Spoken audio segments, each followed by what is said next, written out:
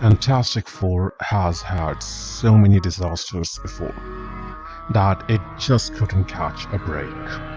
Amusing how, being the first Marvel superhero team, even before the Avengers, somehow Fantastic Four never got the status of being craved for as pop culture icons. Marvel Comics have also been a mess of copyrights, scattered all over the place among Sony and Fox. They have tried their best, though, and it's applauding how they never give up on this franchise. Hang on, Zeus! Perhaps Marvel does hold Fantastic Four very close to the heart. Like a kid, those who have failed several times, but still, I believe in you. I'll give you another chance. So, this Team 4 didn't have an actual chance to become pop cult icons, as they had a good beating coming from Sony's Spider-Man and Warner's Batman when they were putting the initial seeds of superhero movies. I mean, how can any other superhero movie dare to stand against Nolan's visions anyway? Add that to Raimi's style. I'm sorry, Reeds, your team ain't having a chance. But the latest movie may have one.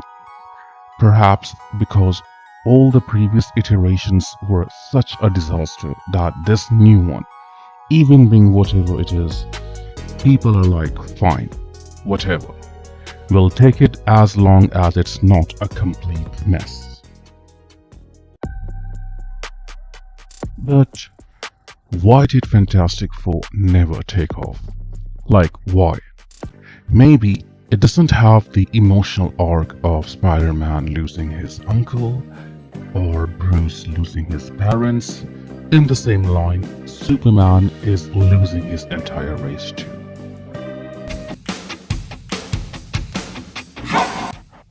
Maybe the power origins and the responsibility that comes later with it doesn't go as hard as other superheroes.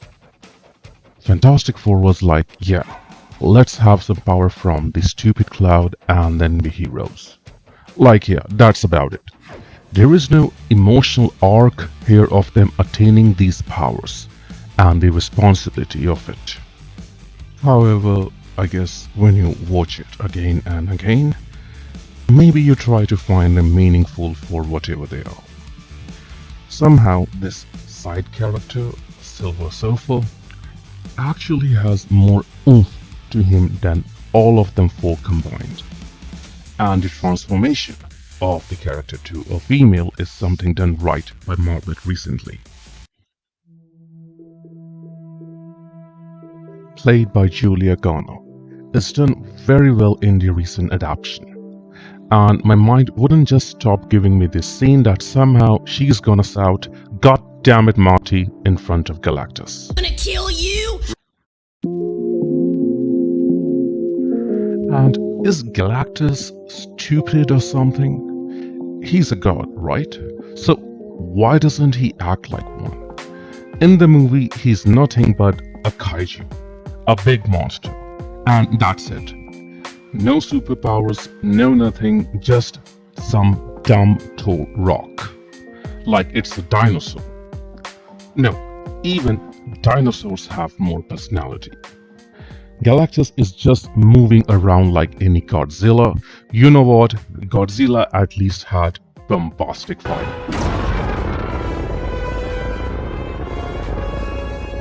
Let's leave it for now before I get too mad about this. Let's talk about our hero first. So, Reeds, the smartest man. Yes, marking the teleportation site and holding a lever in open. Right, smart. And then we had John Krasinski guy. Says the winning combo, unprompted, right. Reeds is an idiot. Do you know Mads Mikkelsen was considered for Reeds? I mean, he got the looks, the old smart guy, but he will be too dominating and bold. Reeds is supposed to have a kindness in his face, not put the terror of God in the opponent's eye. Come to think about the 2015 remake cast, those were some pretty heavy cast. Some of them already established, some weren't. Our Whiplash boy, Michael B. Jordan, wasn't known back then until we will have him in Creed. Sue was Kate Mara, already known from fame of House of Cards. Wait, we also have Freddy from House of Cards here too as Frank. And the thing here looks more real life than all combined. Yes, he's pretty good in the new one, but 2015 looked like a real stone. Wear and tear, scratches and erosion. Vanessa Kirby already have formed the affection into people's heart from Mission Impossible and Hobbs and Shaw already, and she was cast well for Sue Storm. Chris Evans, one of the few, played two superheroes for the same studio, and his reprisal in Deadpool Wolverine was cheap, just lazy buzz. However, he did portray Johnny Storm very well, as much as he could back then. I won't say Michael was lagging behind, but I don't have any complaints from Joseph Quinn as Human Torch either. It was noted by Kevin Feige and him that his womanizing aura needs to be toned down, as it won't be as sexy anymore for the modern audience. And I just don't want to discuss Pedro Pascal. He's already everywhere.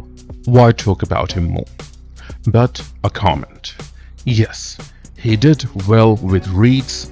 Not smart, but yes, good.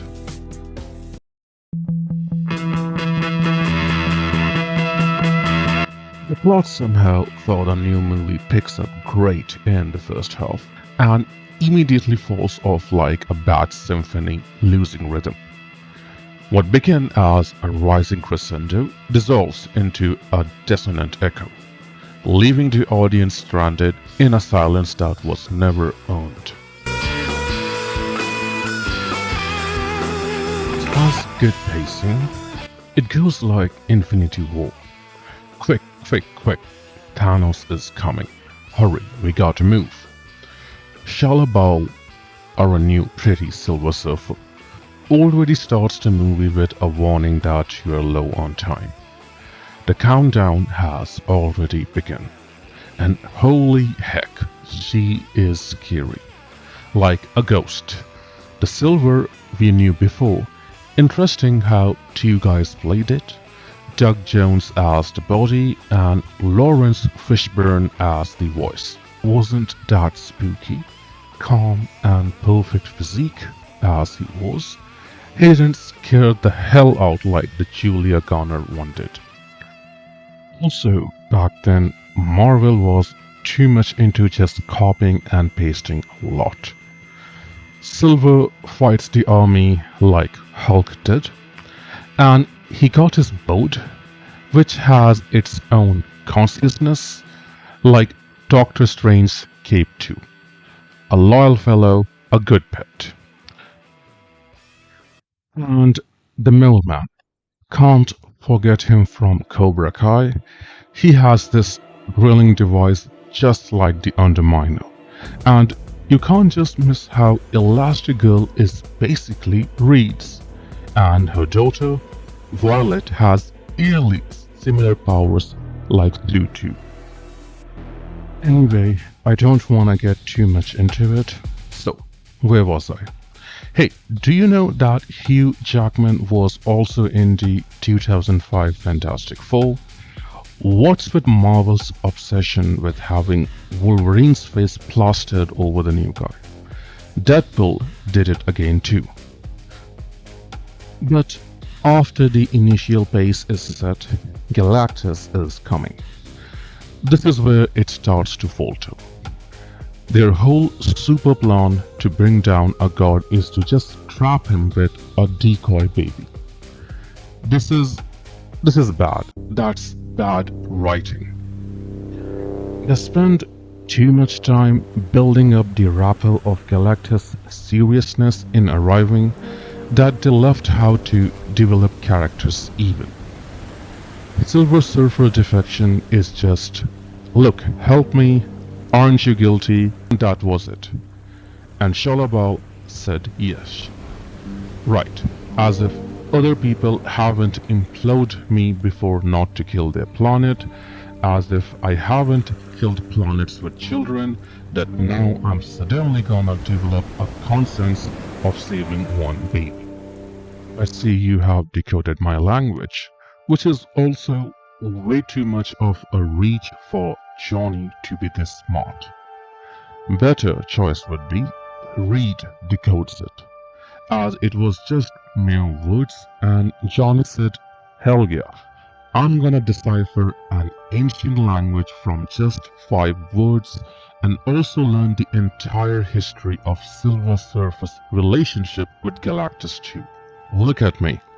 I'm a master linguist. And Surfer was like, damn right, you, the smart linguist, let me just go and betray my boss right now.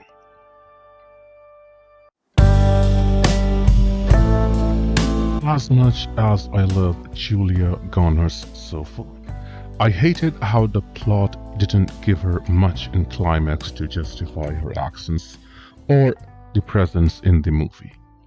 Though the surfer design in this one is chillingly scary. She comes at you like a ghost, fast, swift, a wraith like Nazgûl. She extends her hand to steal the child from Sue's womb. She feels like Terminator, sexy lady coming at you to get you, and it scares the hell out of you. She does give this feeling of, holy cow, we gotta run, she's coming, everyone, run. I love Julia in this and I can't wait to review Weapons either. Julia Garner back to back, wow. Heard it's a zombie movie or maybe something like that.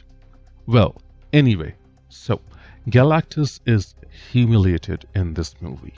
He doesn't have any superpowers, nothing, and to beat them, they just kick him into the hole. Like, what? They did Galactus so bad, reminds me of Night King, how so much rappel to build about how ferocious he is, and then Arya comes, and yeah, that was it. Also, I thought Galactus was big, like huge, like a god, as Celestials are. Now, Celestials feel like some giant alien coming at your planet and seems convincing like yes, they will actually eat up your entire planet. But Galactus, what am I watching? Power Rangers? He is this miniature figure walking among the city. And he's gonna eat my whole planet. No, man, I don't think so. You seem just like a big elephant. Yeah, too big. The ending is truly a disappointment and a forced introduction of Robert Downey Jr. for Victor Von Doom.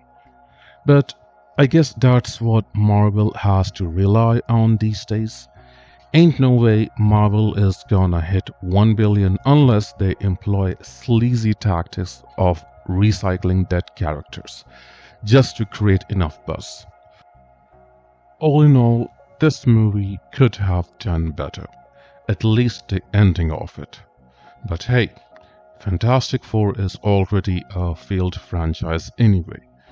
We'll take whatever is even out there that is moderately good in the realm of superheroes.